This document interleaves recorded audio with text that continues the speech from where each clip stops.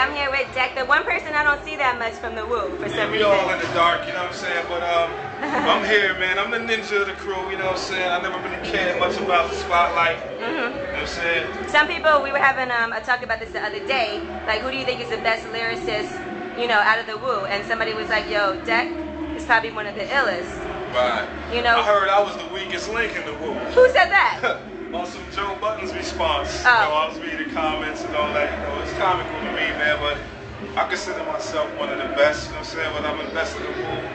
That's y'all opinion, you know what I'm saying? But I feel like I was taught from the best, so I'm one of the best, you know what I mean? But being a ninja, do you think that that is a negative thing for you as far as, you know, becoming like a big rapper? Obviously, to be an MC, you want to be successful, you want to be out there like that.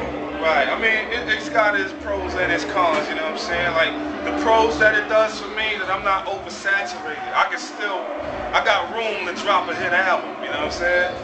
And it can still be brand new. You haven't heard everything that I can do yet. Some dudes is on their 8th, 9th album after all this time, and their expectations have been preceded, you know what I mean? Like, there's nothing left for them to do. For me, I can still make you know, them R&B songs, the avenues that I haven't traveled, you know what I mean? So I still have them avenues open to me. So I look at it both ways. You know, I could have probably been screaming my name a whole lot more, whatever the case, but I still get respect and I still do my numbers anyway, man. So I'm satisfied with who I am, you know what I mean? It feels like you kind of just recently came out of nowhere when the whole Joe Budden Method Man thing popped off, but some people were saying that they had already kind of squashed the beef when you did the song. I don't know what happened behind the scenes, but... Like for me, I'm going to just set the record straight for the public, you know what I'm saying? And y'all got it first. Hold on. Where you at? What station you on? Oh, Shade 45. Shade 45. Shade 45, y'all got it first, man. The real story is that Son had his right to say what he had to say about the list, whatever the case. He came at Meth. Meth publicly said he didn't want to battle. Yo, I'm acting, I'm raising my kids, I'm doing what I gotta do. And then it's like, he still came out and put a song out and had at least 20 bars dedicated to Meth. Not to mention he took a shot at me in the same rhyme. So that's when I felt like, yo, I'ma say something, because Meth overseas, nobody else is speaking up for the clan. I'm like, I'ma say something about it, you know what I'm saying? And in the diss record that I put out, it wasn't nothing more than what was already being said about him. It's not like I went at him lyrically, like I'm better than you and this, that, and the third. It was more or less saying like, you know, you a house nigga, man. You talking all this crazy shit, you know what I'm saying? We feel niggas, we've been around the globe and conquered it already, so it was more on that aspect. Right. If I would have known that him and Ray must have had to talk first, I probably wouldn't have put the song out, being a real man, you know what I'm saying? Because that could perceived to be a bitch move. Right. Like, yo, man. But they already squashed it. Yeah, so I said, but I can't retract on what I said now because it's out there. Right. So I'm like, whatever. And then, it's still how you feel. Yeah, then Son came out, said he was looking for me at the other show, and I was hiding and all this. I just saw Son face to face. Yeah, Maybe I saw it. We're backstage. Didn't know it was me. I'm right there. I don't run from nobody. I ain't never ran. You know what I'm saying? I come from a neighborhood where it don't allow you to do that. You get your ass whooped. That's how I grew up, man. So you gonna have to fuck me up. But as it goes after now, man, I'm not saying nothing else to do. As long as you don't say nothing else to me, we keep it like it is. Now I just got back here backstage, and it seems like some little scuffle just happened. And they said Joe Budden and Method Man were just trying to speak it out. Joe Budden and Meth were talking, man. Right, they were just having a conversation. And like it normally is, man, it's the other cats. You know what I'm saying? Everybody got 100 dudes with them. And everybody ain't gonna get along all the time. So, you know, that's what that was. I really don't know who it was, but I'm quite sure it was us and them.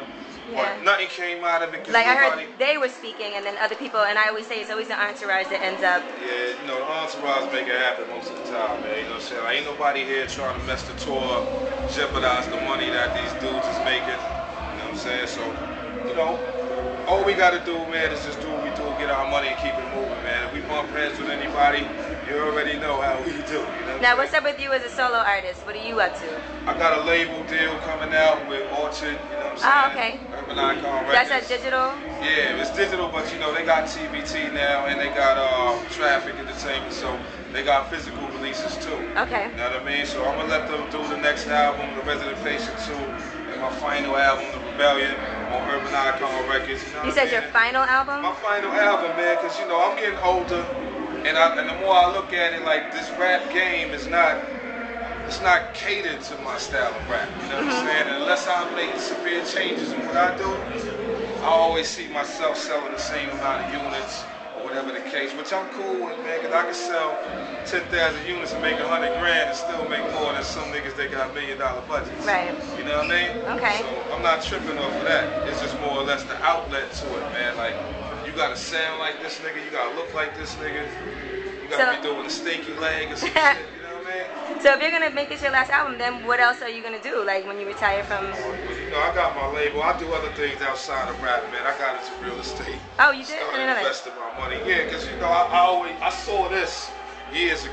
You know what I'm saying? Like when I put out my first album, when I was working on my second. You know, my first album went gold, but my second album had like a dramatic decline in sales just based on the fact that I didn't have certain elements. I didn't have RZA production and different things. So, you know, and I started, and as the click started. But you could have had RZA production, I'm sure. I mean, I had a couple of RZA joints, you know what I'm saying? But, you know, I always felt like his best work went to a lot of the other members. Right. You know what I'm saying? So I said, yo, I gotta work with what I got, you know what I mean? I put out The Movement on Koch. That sold 100 and change, you know what I mean? I put out the Resident Patient on Traffic, sold about 40, 50, you know what I mean? I was an independent mixtape. Right. So, you know, my lights is on, I'm cool, you know what I mean?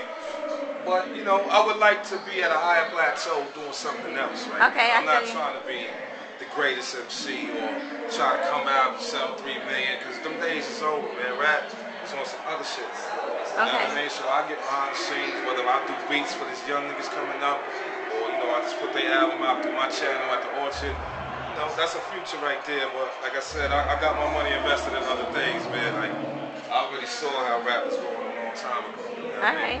Well, Jack, you gotta come up to the show one day so we can get very, very in-depth and, you know. I come to the show, y'all have me bugging out up there. Yeah, we will. It's not a problem. Yeah. Just let me know when y'all want it, man. You know what I'm saying? I'll give y'all exclusives. Okay. You know what I'm saying? Whatever y'all need, man. All right, thank you so much, Jack. All right, that's what's up.